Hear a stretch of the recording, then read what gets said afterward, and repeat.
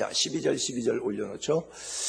형제들아, 내가 너희에게 알게 하노니 내가 전한 복음은 아니다. 사람의 뜻을 따라 된 것 아니다. 사람에게 받은 것도 아니다. 사람에게 배운 것도 아니다. 그러면 빨간 줄, 내가 전한 복음은 뭐냐? 오직 예수 그리스도의 계시로 말미암은 것이다. 할렐루야. 지금 왜 바울이 이런 얘기를 하냐? 아까는 너희를 부르신 이 그랬는데 오전에는, 지금은 바울이 자기 간증하는 거예요. 나를 부르신 이에 대한 얘기를 지금 바울의 입장에서 자기 간증을 하고 있는데, 안 해도 되는 이야기 같은데 이런 얘기를 해요. 내가 너희에게 전해준 복음, 너희들이 속히 다른 복음으로 돌아갔는데, 그 돌아가기 전에 제대로 된 복음을 받았었는데, 내가 너희에게 준 복음은 예수 그리스도의 계시로 말미암은 것이다. 자, 그들이 복음을 받았는데 속히 변질됐어요. 다른 복음 받았어요. 그리고 바울이 줬던 참 예수 그리스도의 계시를 발로 차버렸어요. 그러니까 사도 바울이 답답해서, 너희들이 발로 차버린 그 복음은 내가 사람의 뜻으로 된 것도, 사람에게서 배운 것도, 사람이 줘서 받은 것도 아니고 예수님이 직접 줬기 때문에 이 복음을 소홀히 다룰 수 있는 것이 아니다. 지금 사도 바울이 그렇게 얘기했는데, 왜 바울의 사도권에 대해서 비난했냐면, 다른 사도들이나 이렇게 선지자들은 어디서 파송돼서 오냐면 예루살렘에서 파송돼서 와요. 예루살렘 교회. 베드로로부터. 베드로가 설교하니까 3,000명씩 회개하고 열방으로 흩어져가고. 예루살렘 교회가 7명의 집사를 임명했잖아요. 빌립 집사도 나가고, 스데반 집사는 설교하다가 순교하고, 안디옥으로 흩어지고, 리비아로 흩어지고. 그래서 다 예루살렘으로부터 갔단 말이에요. 근데 사도 바울은 보니까 예루살렘 교회의 파송이 아니야. 저 뒤 변두리에 이방 땅 터키에 안티오코스에 있었던 자생교회의 출신의 파송 선교사란 말이죠. 그러니까 파송 교회가 달라. 이거는 좀 원류에서 나온 게 아니라, 예루살렘 측이 아니란 말이죠. 알도 듣도 모르던 그 이방인 교회의 파송 선교사라고 하는 것이죠. 그래서 무시하는 거예요. 사람은 그렇잖아요. 외모로 보잖아요. 사람을 볼 때 그 사람이 가진 것, 학력, 배경, 권력, 인맥, 이런 것들을 사람들을 보잖아요. 그러니까 바울을 그렇게 평가할 때 보니까 바울이 전하는 복음까지 더 낮게 보는 거예요. 그래서 아니다. 내가 예수 그리스도로부터 직접 받은 것이다. 우리가 오늘 직통계시 얘기 많이 하게 되는데, 현재는 직통계시가 없습니다. 우리가 사는 이 시대는 직통계시는 없습니다. 직통계시는 사도들에게 주셨는데, 구약의 선지자들, 예언자들, 모세를 포함해가지고, 모세도 선지자예요. 예언자예요. 모세오경부터 시작해서 말라기 선지자까지 선지자들, 예언자들에게 직통계시 주셨고요. 신약에는 사도들에게 주셨어요. 그래서 선지자들과 사도들의 터 위에 세운 교회가 됐고, 그 교회의 경전의 중심이 성경이 66권 경전이, 성경은 완성됐습니다. 또 다른 성경 필요 없습니다. 또 다른 계시, 또 다른 성령의 감동으로 기록된 말씀 필요 없습니다. 이제까지 주셨던 모든 말씀으로 구원은 완벽하게 성취될 수가 있습니다. 그래서 우리가 다른 직통계시 받는다, 누가 기도하면서 팔을 흔들고 몸을 흔들고 고개를 앞뒤로 쥐어가면서 자꾸 받으려고 그러는데, 그런 거 하지 마세요. 그건 누가 하는 거냐? 무당들이 하는 짓이에요. 그건 사교도에서 하는 거예요. 사이비에서 하는 거예요.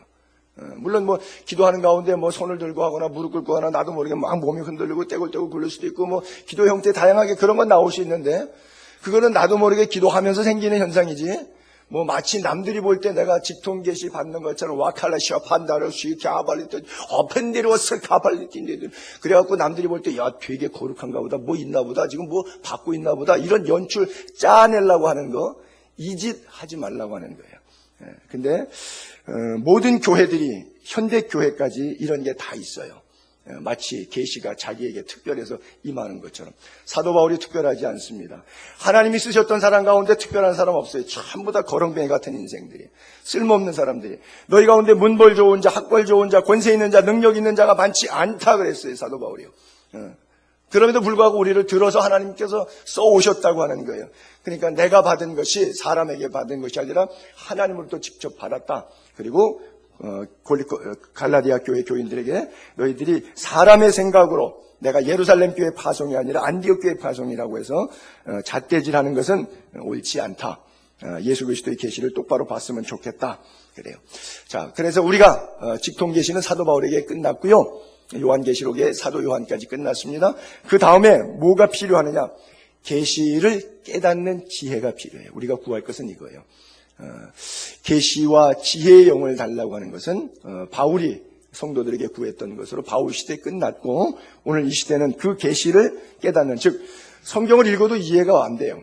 아까도 어떤 분이 그래요. 갈라디아서가 굉장히 좀 어렵다고 그런 말씀하세요. 예, 어렵죠. 목사한테도 어렵죠. 신학 전공한 사람한테 신학교 대학 4년 하고 대학원 3년 하고 어떤 사람은 박사과정까지 하고 10년을 성경을 공부하고 신학을 공부했는데 그 사람 보고 설교하라고 성경 다 풀라 그러면 푸는 사람이 대한민국에 아무 단 한 사람도 없어요. 다 푸는 사람은. 이거 다 풀 수 있는 사람 아무도 없어요. 그것은 뭐 풀 수가 없는 거예요. 이미 그 계시는 완성됐는데 다 못 풀어도 하나님께서 특별한 지혜를 주셔서 믿음의 지혜를 주시는데 어느 날 갑자기 예수 그리스도가 나에게 믿어지는 거예요. 사실 여러분 예수 믿었지만 예전에 여러분 예수 안 믿을 때 이거 얼마나 허접하게 생각했던 부분입니까? 교회 다니는 것들, 예배당 다닌다고 깝죽대는 것들, 뭐 예수 어쩌고저쩌고 나발 떠들고 다니는 인간들, 그거 참 꼴보기 싫었잖아요. 옛날에 여러분 다 그런 마음 아니었어요. 예수 믿기 전에는 이게 굉장히 하찮은 거였어요. 아주 우스운 거였어요. 그러나 내가 조소하고 내가 멸시하고 내가 조롱했던 그 위치에 내가 지금 앉아 있어요. 미친 짓이지 이게. 뭐가 잘못돼도 대단히 잘못된 거죠. 어떻게 이런 일이 됐어요? 하나님의 은혜라는 거예요. 그 계시가 어느 날 내 속에 가슴을 때린 거예요. 깨달아지도록. 그래서 직통 계시는 없지만 주어진 계시를 깨닫는 지혜. 이것은 하나님께서 순간순간 우리에게 주시는 겁니다. 오늘 아침에도 우리 김동욱 목사님이 그런 간증하시는데 목이 하도 그동안 아파가지고 아침에 교회도 이거 못 오는 거 아니야? 세수하고 머리 좀 감으려는데 목이 안 움직이니까 야 이거 오늘 교회도 못 가겠다. 근데 순간적으로 지혜가 생기더래요. 목을 한번 스트레칭해보고 당겨보자. 당기니까 정상적으로 돌아오더래요. 저희 어머님이 금식하고 나서 일주일 금식한 다음에 좀 부드럽게 먹는다고 미숫가루를 타서 드셨어요. 속이 뒤집어지는 줄 알았답니다. 그 미숫가루를 먹는 게 아닌데 미움은 먹어도 미숫가루는 오히려 속에 받쳐갖고 그게 가루가 더 힘들었던 거죠. 아이고 죽겠다고 싶어서 떼굴떼굴 굴르고서는 교회 들어가서 기도하는데 하나님께서 지혜를 주세요. 들기름을 하나 먹으면 어떨까 하는 생각이 들더래요. 부엌에 얼른 들어가서 한 숟갈을 들이켰더니 그냥 정말 신기할 정도로 배가 싹 가라앉더래. 코팅된 것처럼. 그래요. 이건 아무것도 아닌데, 성경도 아닌데, 하나님께서 때때로 그 사람과 그 지역과 그 상황에 맞춰서 이렇게 만져주심이 있어요. 그래서 하나님의 특별한 섭리, 특별한 은혜가 있을 수가 있어요. 이것과 계시와 혼동하면 안 돼요. 그렇죠? 나에게, 그 사람에게, 그 상황에 의해서 주시는 은혜가 있어요. 그것은 계시는 아니지만 계시를 깨닫게 하는 지혜입니다. 지혜. 하나님이 주시는 은사 가운데 이런 지혜의 은사가 있을 수가 있어요. 그래서 하나님의 지혜인데, 자, 우리가 다 알던 십자가지만 하나님의 지혜가 우리는 믿어서 알지만 안 믿을 때 생각해 보면 이게 하나님의 지혜를 이해할 수가 없어요. 왜? 하나님이라는 존재가 멋있게 슈퍼맨처럼 인류를 구원하실 일이지 13살, 14살 먹은 애 자궁 속에 하나님이 여자의 자궁 속에 들어가서 말밥통에 태어나서 33년 동안 뭐 이리 굴르고 저리 굴르고 로마 군인에게 붙잡혀서 채찍 맞고 십자가에 지고 그리고 올라가고 뭐 죽고 뭐 무덤에서 장사되고 아니 꼭 그렇게 해가지고 부활한 다음에 승천해야 우리를 구원할 수 있나요? 왜 그 방법을 사용하시죠? 여러분 이해가 돼요? 조금 더 멋있는 방법, 왕궁에서 나와서 온 인류에, 뭐, 요즘에 뭐 왕자, 왕후도 뭐 다이아나 황태자비 결혼할 때도 뭐 전 세계가 뭐 결혼식 중계할 정도인데 메시아가 오시는데 전 세계 조명을 받으면서 뽀다구나게 좀 화려하게 멋있게 와서 그 권세에 눌려서라도 부러워서라도 나 믿고 싶을 만큼 그렇게 구원을 이루어 주시면 안 됩니까?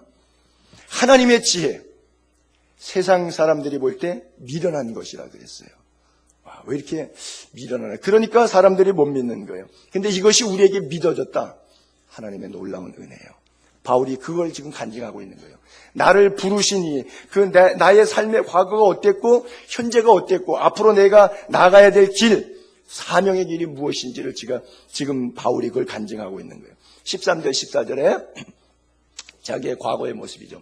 내가 이전에 유대교에 있을 때 행한 일 너희가 들었지. 하나님의 교회를 심히 박해해서 잔멸해버리고 또 내가 내 동족 중에 동갑내기들보다도 어떤 동갑내기들보다도 유대교를 지나치게 믿어 완벽하게 믿었다. 내 조상의 전통에 대해 더욱 열심히 있었다. 계속 내가 이랬고 계속 그렇게 이야기해요. 왕년에 내가 그랬다 이거죠. 가말리엘 문화상으로 공부하면서. 그래서 저때 당시에 사도 바울은 예수 믿는 것들은 상당히 천박하게 봤어요. 율법의 무식한 것들. 신명기 17장에 나무에 달린 자는 저주했더니 예수는 나무에 달려 죽었는데 그 저주의 상징을 어떻게 메시아라고 믿는지 예수쟁이들은 참 답답하다. 그래서 나사렛 괴수 이단자들이라 그랬어요. 나사렛 예수 믿었다고 나사렛 괴수 이단자들이라고 그렇게 말했어요. 얼마나 사도 바울이 예수 믿는 사람들을 조롱했는지 몰라요. 왜 자기 과거 이야기를 하죠? 그러던 나였는데 하나님의 특별한 간섭 속에서 하나님의 임재 속에서 그 잘났던 바울 내가 죽고 내 안에 그리스도가 다시 살아나더라는 얘기죠. 그리스도와 함께 내가 장사되고 그리스도의 부활과 함께 내 영혼이 다시 부활하게 되는 것이죠. 눈에 비늘이 벗어지면서 새로운 세계가 열리고 하나님의 음성이 들리고 주의 모습이 뵙게 되더라고 하는 것이죠. 여러분, 예수 믿은 사람들의 공통점, 사도 바울이나 베드로나 여러분들이나 예수 믿은 사람의 공통점은 뭐예요? 주인이 바뀐다는 거예요. 생각에 변환이 온다는 거예요. 사도 바울이 바울 되기 전에 사울이었을 때 율법으로 인생을 자신만만하게 살아갔을 때 그 모습 온데간데 없어지고 이제 자기는 죽고 예수로 삽니다. 그가 가진 모든 것들을 배설물로 여깁니다. 변해요.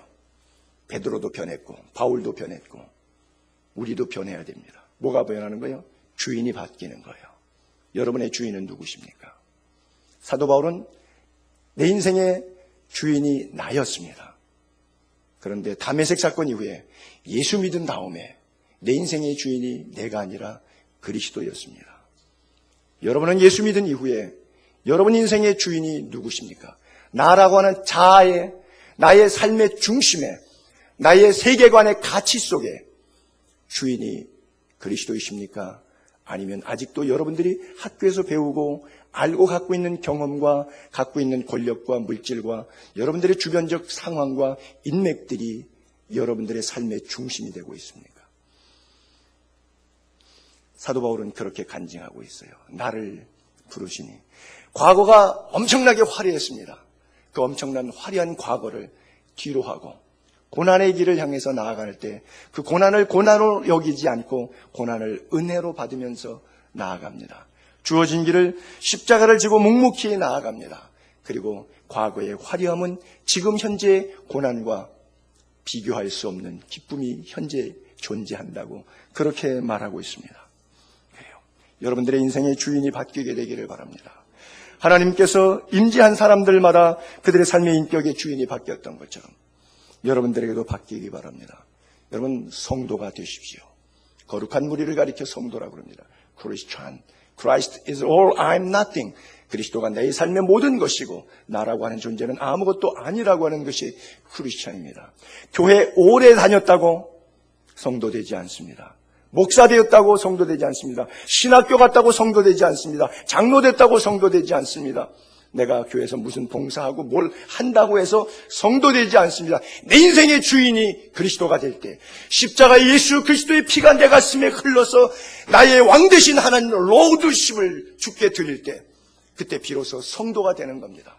목사냐, 장로냐, 전도사냐, 이것을 묻고 있는 것이 아닙니다. 너 교회 다닌 지 몇 년 되었느냐, 네가 교회 무엇을 했느냐, 이것을 묻고 있지 않습니다.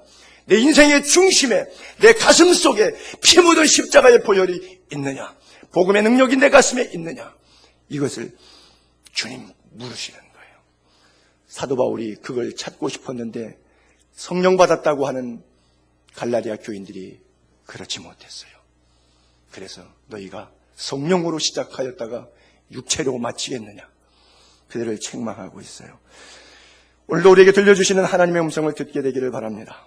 예수 그리스도를 인격적으로 만나는 만남, 지정의의 하나님. 지식적으로 분명히 인지하고 믿음으로 고백할 뿐만 아니라 내가 손과 발이 움직여서 의지적으로 결단해서 살아계신 하나님을 내 인격의 주인으로 모시는, 인격적으로 주님을 만나는 그런 여러분 될 수 있기를 바랍니다. 여러분, 예수를 오래 믿어도 가장 불쌍한 사람, 아직도 교회를 왜 다니는지 모르고 있는 사람들입니다. 왜 자기가 목회하고 있는지 모르면서 목회하고 있는 목사들이 얼마나 많이 있는지 몰라요. 가장 어리석은, 그 잘난 지식 몇 개, 교회 생활 연조 타령에 의해서 전통적으로 이해하고 있는 거 몇 개, 그거 붙들고 내 신앙의 전부라고 생각하고 있는 사람들이 얼마나 교회 안에 성직자와 평신도 가운데 많이 있는지 몰라요. 자기 우상 속에, 자기 최면 속에, 자기 감옥 속에, 자기 우물에 빠져서 살고 있는 사람들. 여러분, 가장 어리석고 불행한 사람, 성경의 로마서 10장 2절에 이렇게 표현되고 있죠. 내가 증언하노니 그들이 하나님께 열심이 굉장히 있어요. 이게 불행의 시작이었습니다. 이게 불행한 거예요. 하나님에 대한 열심이. 근데 그것은 성경적인 게 아니에요. 올바른 지식을 따른 것이 아니니라. 하나님의 의를 모르고 자기 의를 세우려고. 우리의 의가 어디에 있습니까? 우리는 죄밖에 없지요. 우리에게 무슨 의가 있겠습니까? 내가 발언하는 것, 내가 생각하는 것, 내가 느끼는 것, 총체적으로 전적 타락, 부패한 인간이 무슨 의가 있습니까? 하나님의 의는 모르고 자기 의는 알아요. 그리고 교회 신앙생활합니다. 주소들은 몇 자락 가지고. 그래서 하나님께 대한 열심은 있어요. 근데 틀린 지식이에요. 자기 의를 세워요. 힘써 하나님의 의에 복종하지 아니하는, 힘써서 반대 방향으로 가는 거예요. 죄라고 하는 것이 헬라어로 뭐라고요? 아말띠아라고요. 아말띠아가 뭐라고요? 관역이 빗나갔다고요. 앞으로 정진하도록 만들어진 인생의 삶을 굴절된, 삐뚤어진, 힘써 하나님의 의에 복종하지 아니하는 죄, 타락의 길을 인류가 가고 있는 거예요. 그러나 그리스도의 계시, 그리스도의 신비, 그리스도의 십자가의 능력은 뭐예요? 모든 율법의 마침이 되었다. 율법의 완성. 사람들이 율법을 왜 붙잡아요? 구원 얻는 줄 알고. 그러나 그곳에서 구원이 나오지 않습니다. 그 율법의 완성은 예수 그리스도를 믿음으로 얻는 거예요. 십자가의 보혈을 의지할 때 그 보혈의 능력 가운데 여러분들이 씻김을 받고 율법의 마침으로 그리스도 안에서 참된 은혜의 자유함을 누리게 될 것입니다. 그래요. 바울의 눈에 비늘이 벗어진 뒤에야 영적 시야가 열렸어요. 바울 역시 율법적으로 살았고요. 남에 대한 정죄의식으로 살았고요. 교회 전통에 매여 있었고 연초 타령과 자기 연민 속에 자기 문화를 꼭 붙들고 살았습니다. 여러분 눈에도 율법적인 자기 문화라고 하는 그 비늘이 벗어지게 되기를 바랍니다. 이 비늘이 벗어지면 주님과 말씀을 대하는 태도가, 자세가 분명히 달라지게 되어 있어요. 다른 인생의 길을 걷게 되어 있어요. 계속해서 사도 바울이 간증합니다. 15절부터.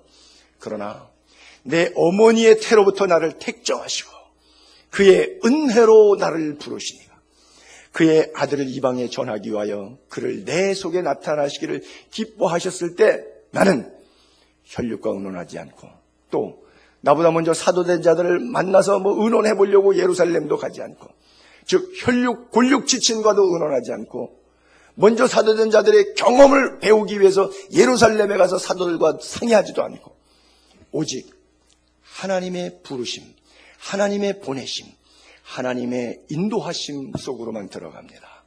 아라비아로 갔다가 다메섹으로 돌아갔다.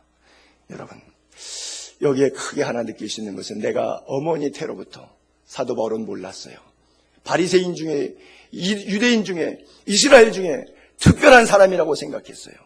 그런데 율법 때문에 그리스도를 회방하는 자리에, 교회를 박해하는 자리에 들어가 있었는데 하나님께서 이방의 복음을 전하게 하시려고 나를 어머니 모태로부터 나를 택하셨다. 여러분 굉장한 충격이었습니다. 사도 바울에게는요. 깨닫고 보니까 어느 날 갑자기 다메섹 소상에서 우연히 주님을 만난 것인 줄 알았던데 그게 아니라 하나님은 이미 만세전에 창세전에 어머니 모태로부터 나를 택정했구나. 그것을 깨닫게 된 거예요.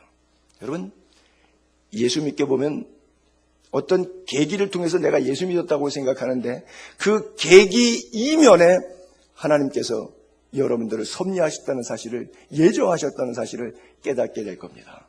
신학적으로 어려운 문제인데 이것은 예정론이라고 해요. 그래서 그것이 여러분들의 자녀일 수도 있고 부모일 수도 있고 또 친구일 수도 있고 이웃일 수도 있고요. 누군가 날 위하여 기도한 기도의 열매들입니다. 저희 외삼촌 댁이 아무도 예수를 믿지 않았고요. 그 집은 부자였었습니다. 제가 어린 시절에 초등학교도 들어가기 전에 그 집은 놀러갈 때 영사기를 들고 놀러가는 집이었었습니다. 50년 전 이야기죠.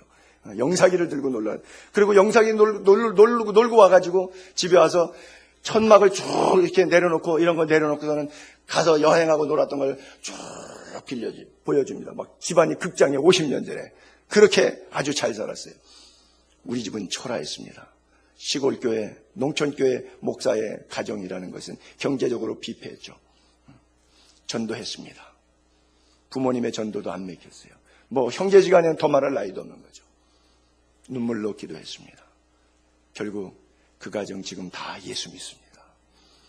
그리고 그때 왜 고모부가 그들이 말하기를 고모부가 그렇게 예수 믿으라고 했는데 우리가 그들을 우습게 알고 그렇게 멸시했는지 모르겠다고 간증하면서 고마워해요.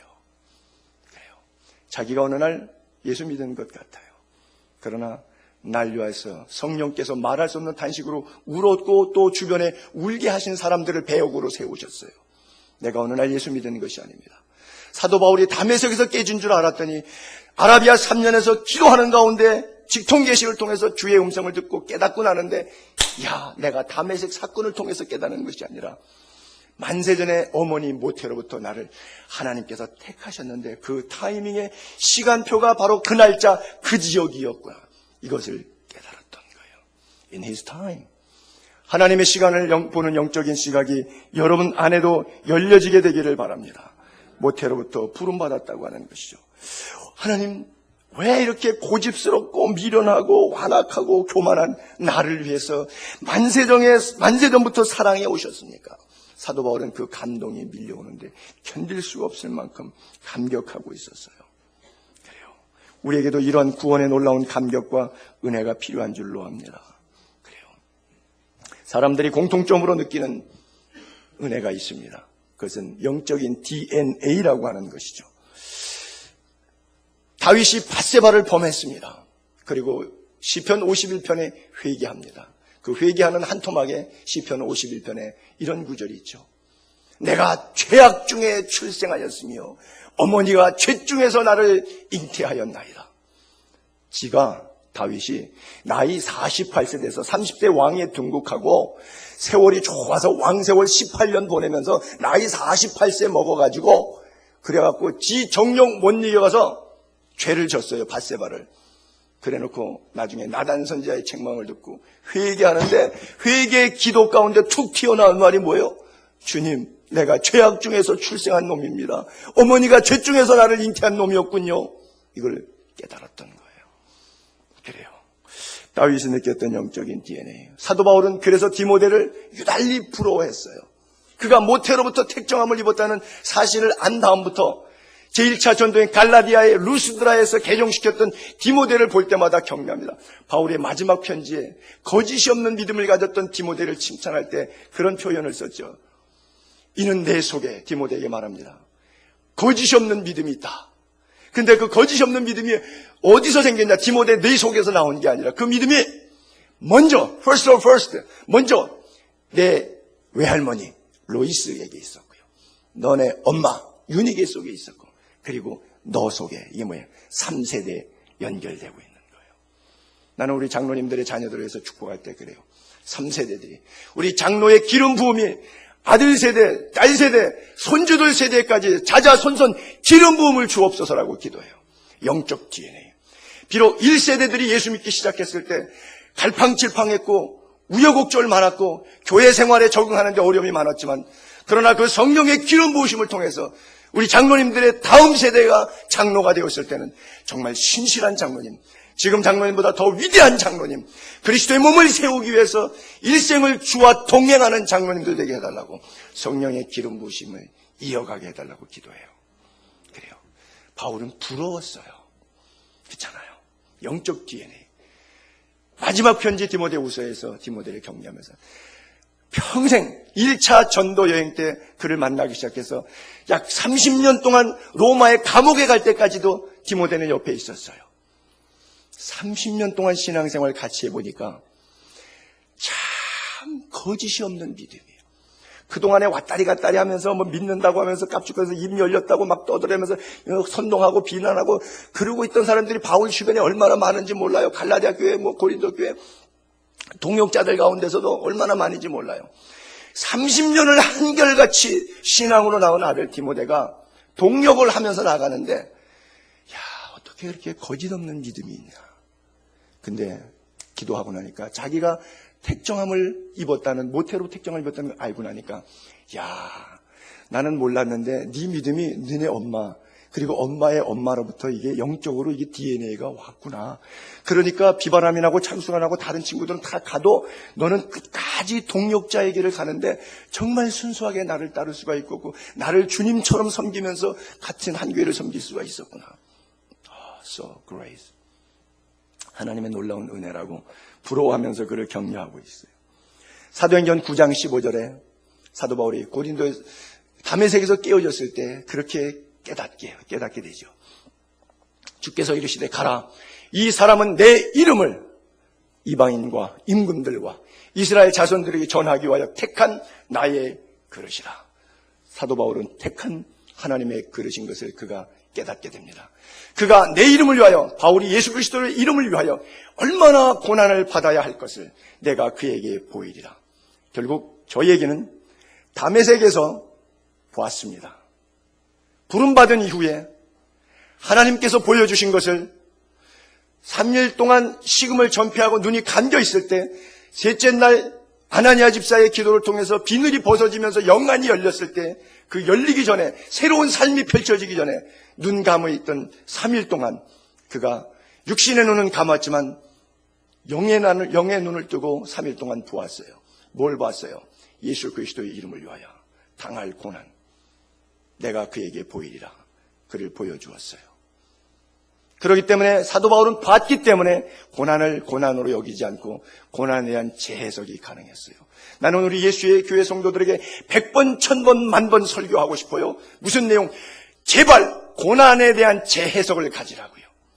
고난을 단순한 고난으로 보지 말고 고난은 하나님이 나를 축복하시고 훈련하시고 나를 거룩하게 빚어가시는 과정이라고 분명히 재해석할 수 있게 되기를 바랍니다. 이 고난에 대한 재해석이 있을 때 고난이 힘들지 않아요. 고난이 외롭지 않아요. 고난이 버겁지 않아요. 고난에 대한 재해석을 할 때 왜 나만 이런 고통이 오냐고 생각하면 그때부터는 부르심의 이유를 잃어버리고 갈 바를 알지 못하고 방황하기 시작해요. 교회를 20번, 30번 옮겨도 신앙생활 죽을 때까지 바로 하지 못하다가 죽어요. 고난에 대한 재해석이 있게 되기를 바랍니다. 내게 당하오는 모든 고난들, 그 고난들 역경들 속에서는 하나님의 말할 수 없는 은혜와 사랑과 축복이 위장돼서 담겨져 있다는 사실을 믿게 되기를 바랍니다. 바울은 그것을 본 거예요. 내 이름을 위하여 그가 얼마나 고난받아야 될 것을 보였기 때문에 그것은 바울에게는 더 이상 고난이 아니라 사명이었고 소명의 부르심의 축복의 과정이었던 겁니다. 그래요. 나를 부르신 이가 누구인지, 내가 해야 될 사명이 무엇인지 바울은 분명히 잊지 않고 있었습니다. 사람들이 바라보는 세상적인 평가 하나도 중요하게 생각하지 않았습니다. 사실 모든 인간은 그리스도 안에서 보석같이 귀한 존재들입니다. 우리 예수의 교회 성도들도 마찬가지죠. 이 자리에 앉아 계신 여러분 모두가 한 분도 귀하지 않은 분들이 없죠. 왜 귀하냐? 내가 여러분들을 이뻐서 귀한 것이 아니라 내가 어떻게 생각하는 것과 아무 상관없이 하나님께서 독생자 예수 그리스도를 보내서 죽기까지 여러분들을 사랑하신 존재들이 있잖아요. 그의 피값으로 사신 존재들이잖아요.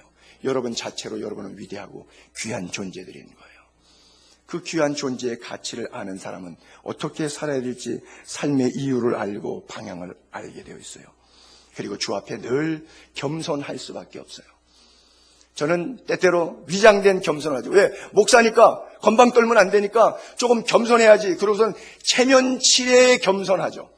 겸손을 위한 겸손을 하죠. 그게 뭐예요? 가짜 겸손. 여러분, 이것은 교양이고 지식이지 겸손이 아닙니다. 제가 겸손한 척하는 것은 교양 떠는 거예요. 그냥 그래야 된다고 하는 성경에 겸손한 자에게 은혜를 더하시고 교만한 자는 물리치신다고 하는 거니까 그러면 그냥 겸손해야지 하라고 지식적으로 이해돼가지고 겸손 쇼하는 거지. 가짜 겸손, 위장된 겸손이지 겸손이 아니에요. 진짜 겸손은 누가 할 수 있느냐? 하나님의 은혜를 아는 자는 겸손할 수밖에 없어요. 나 같은 죄인을 살리신 주님 앞에 내가 유구무원, 입이 100개 있어도 할 말이 없는 거예요. 은혜를 알고 감격하는 자는 자연스럽게 자기를 부인합니다. 그렇잖아요. 자기 십자가를 집니다. 그리고 주님을 따릅니다. 자기 십자가를 지고 자기를 부인하는 자 모습 속에서 교만한 모습을 볼 수 있겠습니까? 전혀 볼 수가 없죠. 그렇죠? 은혜를 아는 자는 자연스럽게 교만하려고 노력하지 않아도 그의 모습은 자기 십자가와 자기 부인을 통해서 이미 겸손한 신앙의 삶을 살고 있는 거예요. 크리스천 앤 미셔너리 얼라이언스라고 하는 단체가 미국에 있는데 1,500명의 선교사를 한 153개 국가인가 135개 국가에 파송한 사람입니다. 1,500여 명의 선교사를 100여 국가에다가 파송한 에이비 심슨이라고 하면 주와 같이 길 가는 것 즐거운 일 아닌가 그 찬송가 작사 작곡을 한 사람입니다. 에이비 심슨이라고 하는 사람이에요. 그 사람의 뉴욕에 나야 칼리지가 있는데 나야 칼리지 한 600명 정도 공부합니다. 신학대학이에요. 그리고 거기 대학원이 있어요. 얼라이언스 테ዎ로스가 세미나를 ATS 신학대학원이 있어요. 가보니까 거기도 한 400명 정도. 그래서 나야 칼리지와 ATS에서 공부하는 한 1000명의 학생들이 쫙 나약에 허드슨 강변 산 어쪽으로 쫙 있는데 가서 보니까 너무 아름답고 좋은 장소에 있어요. 그 양반이 그 학교를 세운 거예요. 그래서 거기서 훈련시킨 거예요. 그래서 선교사를 1,500명 이상 파송한 거예요. 그 양반이 죽었어요. 무덤에 가봤어요. 그 나야 칼리지 안에 캠퍼스의 산꼭대기에 그의 무덤이 있었어요. 그 위대한 사역을 했는데 그 심슨 목사님의 묘비에 이렇게 영어 단어 4글자가 써 있었어요. Not I, but Christ. 너무 멋있어요. 내가 아니라 그리스도. 1,500명 이상의 선교사를 파송하고 지금도 1,000명 이상의 신학도들을 양성해서 세계 열방의 복음화를 위해서 일꾼들을 양성하고 있는데 그것을 세우고 보내고 하시던 분이 평생 그 일 하시다가 죽어서 딱 땅에 묻혔는데 그 위대한 업적의 한마디 표현을 내가 아니라 그리스도가 하셨다고. 얼마나 멋있습니까? 은혜를 아는 자의 삶입니다. 부르심을 아는 자의 삶입니다. 사도 바울이 그것을 지금 간증하고 있어요. 나를 부르신 하나님, 내 과거의 모습이 어땠는데 오늘 나를 이렇게 사용하고 계신다고 하나님께서 그를 부르신 이유를 설명하고 있어요. 여러분, 우리는 종종 신앙생활하면서 그래요. 우리 교회 사랑이 없어. 여러분, 예수 안 믿는 사람이 교회가 사랑이 없다 그러면 교인들은 100번 들어야 돼요. 그리고 고쳐야 돼요. 맞습니다. 그것은 진리입니다. 그런데 교회 다니는 여러분이 우리 교회에 사랑이 없어. 그것은 여러분이 그리스도인이 아니기 때문에 그래요. 그리스도인이 뭔지 모르기 때문에 그래요. 여러분들은 성경을 분명히 읽어보세요. 어디에도 사랑하라고 써있지 사랑을 요구하라고 써있는 데는 없어요. 예수 안 믿을 때는 사랑을 요구해야 되겠죠. 그러나 예수 안에 들어온 자라면 아무도 사랑을 요구해서는 안 돼요. 사랑을 행하는 자가 돼야 되지. 사랑을 베푸는 자가 돼야 되지. 사랑을 받기를 원하는 자가 되면 never, 결코 You are not Christian. 그리스도인이 당신은 아닙니다. 입 조심해야 되겠죠. 말 조심해야 되겠죠. 그렇죠? 그리스도인은 사랑을 요구할 수 없어요. 사랑을 베푸는 거예요. 어디까지? 주께서 나를 위하여 십자가를 지신 것처럼 내가 상대를 위해서 불신 영혼들을 위해서 내 생명을 내어놓기까지. 우리는 사랑할 수 있는 자격밖에 없습니다. 사랑을 요구할 자격은 우리는 이미 죽었기 때문에 내려놓았기 때문에 예수 그리스도의 십자가와 함께 매장됐기 때문에 그런 권리는 우리에게 없습니다. 주님이 가셨던 권리, 가지셨던 권리처럼 버릴 권세밖에 없습니다. 가장 무서운 권세는 취할 권세, 얻을 권세가 아니라 버릴 권세입니다. 천국의 권세가 바로 그것이에요. 세상을 놓고 갈 때 그것은 버릴 권세를 놓고 개가를 부르면서 우리가 저천성을 향하여 올라가는 것입니다. 그래요. 말씀을 정리합니다. 신앙생활에 방해 요소라 그럴까요? 신앙생활하면서 거침이 되는 것은 외부에 있지 않고 나 자신에게 있습니다.